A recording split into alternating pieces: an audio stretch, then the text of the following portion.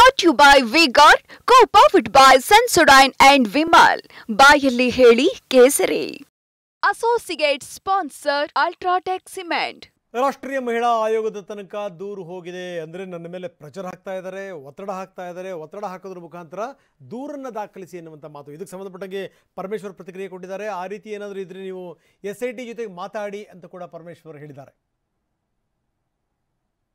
ಗೊತ್ತಿಲ್ಲ ಅದು ಯಾರು ಬೆದರಿಕೆ ಆಗ್ತಾ ಇದ್ದಾರೆ. ಅವ್ರಿಗೆ ರಾಷ್ಟ್ರೀಯ ಮಹಿಳಾ ಆಯೋಗ SIT ಅವರಿಗೆ ಮಾತಾಡಲಿ, ಅವರಿಗೆ ಏನು ಬೆದರಿಕೆ ಬಂದಿದೆ ಅವರಿಗೆ ತಿಳಿಸ್ಲಿ, ಆಮೇಲೆ ಅವ್ರು ಏನು ಕ್ರಮ ತಗೋಬೇಕೋ ತಗೊಳ್ತಾರೆ.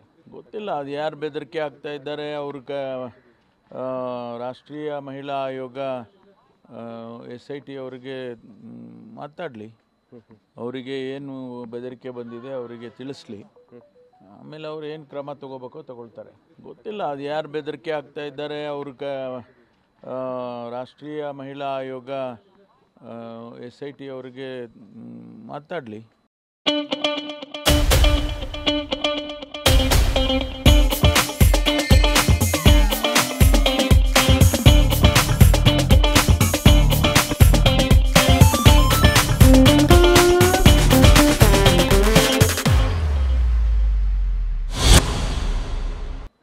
ಅವರಿಗೆ ಏನು ಬೆದರಿಕೆ ಬಂದಿದೆ ಅವರಿಗೆ ತಿಳಿಸ್ಲಿ, ಆಮೇಲೆ ಅವ್ರು ಏನು ಕ್ರಮ ತಗೋಬೇಕೋ ತಗೊಳ್ತಾರೆ. ಗೊತ್ತಿಲ್ಲ ಅದು ಯಾರು ಬೆದರಿಕೆ ಆಗ್ತಾ ಇದ್ದಾರೆ. ಅವ್ರಿಗೆ ರಾಷ್ಟ್ರೀಯ ಮಹಿಳಾ ಆಯೋಗ SIT ಅವರಿಗೆ ಮಾತಾಡಲಿ, ಅವರಿಗೆ ಏನು ಬೆದರಿಕೆ ಬಂದಿದೆ ಅವರಿಗೆ ತಿಳಿಸ್ಲಿ. ಸೊ ಹೀಗೆ ಕೆಲವೊಂದು ದೂರುಗಳು ದಾಖಲಾಗ್ತಾ ಇವೆ. ಕೆಲವೊಬ್ಬರಿಗೆ ದೂರುಗಳನ್ನು ನೀಡಿ ಅಂತ ಒತ್ತಡವನ್ನು ಕೂಡ ಹಾಕ್ತಾ ಇದೆ ರಾಷ್ಟ್ರೀಯ ಮಹಿಳಾ ಆಯೋಗಕ್ಕೆ. ಆಕೆ ದೂರನ್ನು ಕೂಡ ಸಲ್ಲಿಸಿದ್ದಾರೆ. ಇದೊಂದು ಕಡೆಗೆ. ಇನ್ನೊಂದು ಕಡೆಗೆ ಇವರ ಮೇಲಿರುವಂಥ ಕೇಸ್ಗಳು ಏನೇನಿದೆಯಲ್ಲ, ಪ್ರಜ್ವಲ್ ರೇವಣ್ಣ ವಿರುದ್ಧ ಇರುವಂಥ ಕೇಸ್ಗಳು, ಅದನ್ನು ಹಾಸನ ಕ್ರೈಮ್ ಪೊಲೀಸ್ ಠಾಣೆಯಲ್ಲಿ ಇದಕ್ಕೆ ಸಂಬಂಧಪಟ್ಟಂಗೆ FIR ದಾಖಲಾಗ್ತಾ ಇದೆ. ಜಾಮೀನು ಅರ್ಜಿ ವಜಾ ಬಳಿಕ ಕೇಸ್ ವರ್ಗಾಯಿಸಲಾಗಿದೆ ಹಾಸನಕ್ಕೆ. ಪ್ರಜ್ವಲ್ ರೇವಣ್ಣ ಮಾಜಿ ಕಾರು ಚಾಲಕ ಕಾರ್ತಿಕ್, ಪುಟ್ಟರಾಜು, ನವೀನ್ ಗೌಡ ಅವರ ಫೋಟೋಗಳನ್ನು ಕೂಡ ನಾವು ತೋರಿಸ್ತಾ ಇದ್ದೀವಿ. ಮತ್ತು ಚೇತನ್ ಇವರ ವಿರುದ್ಧ ದೂರು ದಾಖಲಾಗಿತ್ತು. ಈಗ 4 ಆರೋಪಿಗಳಿಗೂ ಕೂಡ ಈಗ ಬಂಧನದ ಭೀತಿ ಶುರುವಾಗಿದೆ.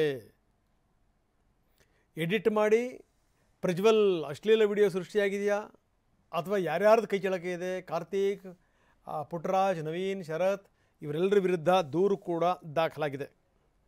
ಈಗ ಹಾಸನದಲ್ಲಿ ಏನು ಪ್ರಕರಣ ದಾಖಲಾಗಿತ್ತು ಆ ಪ್ರಕರಣ ಕೂಡ ಈಗ SITಗೆ ಹಸ್ತಾಂತರಗೊಂಡಿದೆ. ಹೀಗಾಗೇ ಈ ಕಾರ್ತಿಕ್ ಸೇರಿದಂತೆ 4 ಬಂಧನದ ಭೀತಿ ಎದುರಾಗಿದೆ.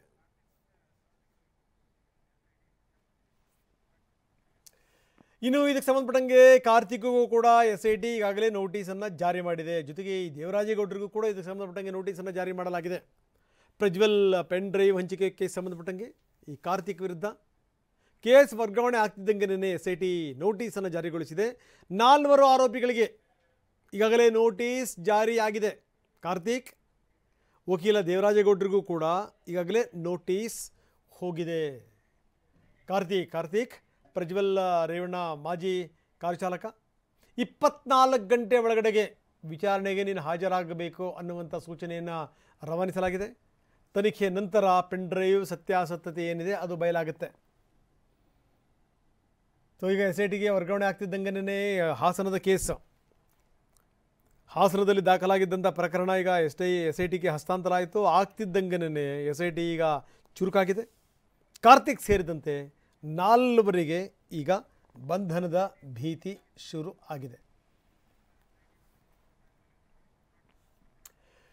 SIT ಈಗ ತನಿಖೆ ಶುರು ಮಾಡಿದೆ. ಈಗ ಯಾರ್ಯಾರು ನೋಟಿಸ್ ಕೊಟ್ಟಿದ್ದಾರೆ ಅವರೆಲ್ಲರೂ ಕೂಡ ಬಂದು ಹಾಜರಾಗಬೇಕು, ನಿಮ್ಮಲ್ಲಿರುವಂಥ ದಾಖಲೆಗಳ ಸಹಿತವಾಗಿ ಬರಬೇಕು, ಎಲ್ಲ ವಿವರಗಳನ್ನು ಇಟ್ಕೊಂಡೇ ಬರಬೇಕು ಅನ್ನುವಂಥ ಸ್ಪಷ್ಟ ಸಂದೇಶ ರವಾನೆ ಆಗಿದೆ SIT ಅಧಿಕಾರಿಗಳಿಗಾಗಲೇ ಹೇಳಿದ್ದಾರೆ. ತನಿಖೆಗಾಗಿ ಮತ್ತಷ್ಟು ಅಧಿಕಾರಿಗಳನ್ನು ಕೂಡ ನಿಯೋಜನೆ ಮಾಡಲಾಗುತ್ತೆ.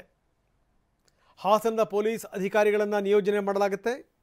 ಹಾಸನದ ASP ತಮ್ಮಯ್ಯ ಜೊತೆಗೆ ಒಬ್ಬ ಇನ್ಸ್ಪೆಕ್ಟರ್,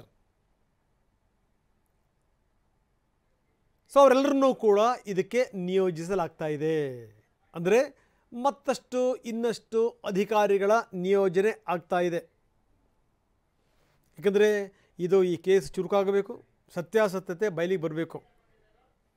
ಹಾಸನ ASP ತಮ್ಮಯ್ಯ, ಜೊತೆಗೆ ಯಳಸೂರು ಪೊಲೀಸ್ ಠಾಣೆಯ PSI ಶ್ರೀನಿವಾಸ್ ಅವರಿಬ್ಬರನ್ನೂ ಕೂಡ ನಿಯೋಜಿಸಲಾಗಿದೆ.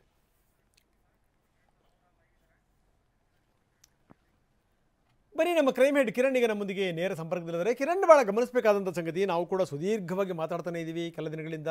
ಏನು ಎತ್ತ ಈ ಕೇಸ್ ಅದು, ಈ ಕೇಸ್ ಬಹುಶಃ ಏನು ಅಂದರೆ ಅಷ್ಟು ಸುಲಭ ಇಲ್ಲ ಕಿರಣ್. ಯಾಕಂದರೆ ನೋಡಿದಂಥ ಸಂದರ್ಭದಲ್ಲಿ ಯಾರ್ಯಾರ ಮೇಲೋ ಕೇಸ್ಗಳನ್ನು ದಾಖಲಿಸ್ತಾರೆ, ಯಾರ್ಯಾರ ಮೇಲೋ ಆರೋಪಗಳನ್ನು ಮಾಡ್ತಾರೆ. ಇದೆಲ್ಲದರ ಜೊತೆಗೆ ನೋಡಿ, ನಮ್ಮ ಮೇಲೆ ವಿಪರೀತವಾದಂಥ ಪ್ರೆಷರ್ ಇದೆ. ಸೊ ಇವ್ರ ಮೇಲೆ ಕಂಪ್ಲೇಂಟ್ ಕೊಡಿ ಅಂತ ಹೇಳಿ ನಮ್ಮನ್ನು ವಿಪರೀತ ಪೀಡಿಸ್ತಾ ಇದ್ದಾರೆ ಅಂತ ಹೇಳ್ಬಿಟ್ಟು ಅವ್ರನ್ನೂ ಕೂಡ ಸಂತ್ರಸ್ತೆ ಅಂತಲೇ ಹೇಳಬೇಕು. ಯಾಕಂದರೆ ಈ ರೀತಿ ಸುಮ್ಮನೆ ತೊಂದರೆ ಕೊಟ್ಬಿಟ್ರೆ ಪಾಪ ಅವ್ರ ಗತಿ ಏನಾಗಬೇಕು. ಈಗ ಆಕೆ ರಾಷ್ಟ್ರೀಯ ಮಹಿಳಾ ಆಯೋಗಕ್ಕೆ ದೂರನ್ನು ಕೂಡ, ಅಂದರೆ ಪತ್ರವನ್ನು ಕೂಡ ಆಕೆ ಬರೆದಿದ್ದಾರೆ, ದೂರನ್ನು ಕೂಡ ಸಲ್ಲಿಸಿದ್ದಾರೆ. ಏನು ನಡೀತಾ ಇದೆ? ನಂಬರ್ 1. ನಂಬರ್ 2, ಇದೆಲ್ಲದರ ಜೊತೆಗೆ ಈ ಹಾಸನದಲ್ಲಿ ಏನು ಪ್ರಜ್ವಲ್ ವಿರುದ್ಧ ಏನು ಕೆಲಸ ಮಾಡಿದ್ರು ಅನ್ನುವಂಥವ್ರ ಕಥೆ ಇತ್ತಲ್ಲ, ಅವರ ಪ್ರಕರಣ ಈಗ SITಗೆ ಹಸ್ತಾಂತರ ಆಗಿದೆ. SITಗೆ ಹಸ್ತಾಂತರ ಆಗ್ತಿದ್ದಂಗೆ SIT ಕೂಡ ತುಂಬ ಆ್ಯಕ್ಟಿವ್ ಆಗಿದೆ. 4 ಈಗ ನೋಟಿಸ್ ಜಾರಿ ಮಾಡಲಾಗಿದೆ. ಕಾರ್ತಿಕ್ ಕೂಡ ಬಂದು ಉತ್ತರ ಕೊಡಬೇಕು. ಏನು ನಡೀತಾ ಇದೆ ಕಿರಣ್? ರಂಗನಾಥ್, ಮುಖ್ಯವಾಗಿ ಈ ಒಂದು ಪ್ರಜ್ವಲ್ ರೇವಣ್ಣನ ಪ್ರಕರಣಕ್ಕೆ ಸಂಬಂಧಪಟ್ಟಂಗೆ ದಿನೇ ಬೇರೆ ಬೇರೆ ಥರದ ಆಯಾಮಗಳು ತಗೋತಾ ಇದೆ. ಮುಖ್ಯವಾಗಿ ಈಗಾಗಲೇ ನಾನು ಹೇಳಿದಾಗೆ ಒಂದು ಕಡೆ ಕಂಪ್ಲೇಂಟ್ ಕೂಡ ಆಗಿ ರೇಪ್ ಕೇಸನ್ನು ರಿಜಿಸ್ಟರ್ ಆಗಿರೋದು ಒಂದು ಕಡೆ ಆಗಿ ತನಿಖೆ SIT ಮಾಡ್ತಾ ಇದ್ದಾರೆ. ಇನ್ನೊಂದು ಕಡೆ ಎಲ್ಲೋ ಒಂದು ಕಡೆ ವಿಕ್ಟಿಮ್ಸ್ ಅವ್ರಿಗೂ ಕೂಡ ಕೆಲವೊಂದು ನಾವು SIT ಅಧಿಕಾರಿಗಳು ಅಂತ ಹೇಳಿ ಅವ್ರಿಗೆ ಪ್ರೆಷರ್ ಹಾಕಿ ಇಮಿಡಿಯೇಟಾಗಿ ಬಂದು ಕಂಪ್ಲೇಂಟ್ ಕೊಡು, ಇಲ್ಲದೇ ಇದ್ರೆ ನಿನ್ನ ಮೇಲೆ ಪ್ರಾಸ್ಟಿಟ್ಯೂಷನ್ ಕೇಸನ್ನು ಕೂಡ ದಾಖಲು ಮಾಡ್ತೀವಿ ಅನ್ನೋದನ್ನು ಬೆದರಿಕೆಯನ್ನು ಕೂಡ ಆಗ್ತಾ ಇದ್ದಾರೆ ಅಂತ ಆಕೆ ಈಗಾಗಲೇ ನ್ಯಾಷನಲ್ ವುಮೆನ್ಸ್ ಕಮಿಷನ್ ಕೂಡ ಲೆಟ್ರ್ ಬರೆದಿದ್ದಾರೆ. ಈ ನ್ಯಾಷನಲ್ ವುಮೆನ್ ಕಮಿಷನ್ ಇಲ್ಲಿವರೆಗೂ ಕೂಡ ಪ್ರಜ್ವಲ್ ರೇವಣ್ಣ ವಿರುದ್ಧ ಯಾವುದೇ ರೀತಿಯ ಕಂಪ್ಲೇಂಟ್ ಬಂದಿಲ್ಲ ಅಂತಲೂ ಕೂಡ ಒಂದು ಕಡೆ ಹೇಳಿದ್ರೆ, ಇನ್ನೊಂದು ಕಡೆ ಈಗ ಒಂದು ಲೆಟ್ರು ಕೂಡ ಬಂದಿದೆ ಅಂತಲೂ ಕೂಡ ಹೇಳಿದ್ದಾರೆ. ಈಗ ಸಂಬಂಧಪಟ್ಟಂತೆ ಇದು ಒಂದು ಕಡೆ ಡೆವಲಪ್ಮೆಂಟ್ ಆದರೆ, ಇನ್ನೊಂದು ಕಡೆ ಈಗಾಗಲೇ 23ನೇ ತಾರೀಕು ಹಾಸನದ ಸೈಬರ್ ಕ್ರೈಮ್ ಪೊಲೀಸ್ ಸ್ಟೇಷನಲ್ಲಿ ಏನು ಒಂದು ಪೂರ್ಣಚಂದ್ರ ತೇಜಸ್ವಿ ಅಂತ ಏನು ಕಂಪ್ಲೇಂಟನ್ನು ರಿಜಿಸ್ಟರ್ ಮಾಡಿದ್ರು, ಅಲ್ಲಿ ನವೀನ್ ಗೌಡ ಆ್ಯಂಡ್ ಅದರ್ಸ್ ಅಂತ ಏನಿತ್ತು, ಇವರೆಲ್ಲರೂ ಕೂಡ ಈ ಪೆನ್ ಡ್ರೈವ್ನ ಡಿಸ್ಟ್ರಿಬ್ಯೂಷನಲ್ಲಿ ಪ್ರಮುಖ ಪಾತ್ರ ವಹಿಸಿದ್ದಾರೆ ಅಂತ ಏನಿತ್ತು, ಆ ಪ್ರಕರಣ ಇದೀಗ ಸಂಬಂಧಪಟ್ಟಂತೆ ಈಗ SITಗೆ ಈಗ ಟ್ರಾನ್ಸ್ಫರ್ ಆಗಿದೆ. ಅದರೊಳಗಡೆ ಆ ಪ್ರಕರಣದಲ್ಲಿ ಫಸ್ಟ್ FIR ಅಲ್ಲಿ ಕಂಪ್ಲೇಂಟಲ್ಲಿ ಕಂಪ್ಲೀಟ್ ಮಾಡ್ಕೊಂಡು ತೊಗೊಂಡು ಅದರಲ್ಲಿ ಕಾರ್ತಿಕ್ ಗೌಡ ಇರ್ಬೋದು, ನವೀನ್ ಗೌಡ ಇರ್ಬೋದು, ಚೇತನ್ ಇರ್ಬೋದು, ಆಮೇಲೆ ಇನ್ನೊಬ್ಬರು ಪುಟ್ಟರಾಜ್, 4 ಜನರು ಕೂಡ ಈಗ ಸಂಬಂಧಪಟ್ಟಂತೆ ಈಗ ಅರೆಸ್ಟ್ ಮಾಡುವಂಥ ಚಾನ್ಸಸ್ ಒಂದು ಕಡೆ ಆಯಿತು. ಏಕೆಂದರೆ ಅವರು ಹಾಸನದಲ್ಲಿ ಹಾಕಿದಂಥ ಆಂಟಿಸಿಪೇಟರಿ ಬೇಲ್ ಕೂಡ ವಜಾ ಆಗಿದೆ. ಈಗ ಸಂಬಂಧಪಟ್ಟಂತೆ ಅವ್ರನ್ನ ಹುಡುಕಾಟ ಮಾಡುವಂಥದ್ದು ಒಂದು ಹಾಸನದ ಅಲ್ಲಿರುವಂಥ ಟೀಮ್ ಕೂಡ ಮಾಡ್ತಾ ಇದೆ.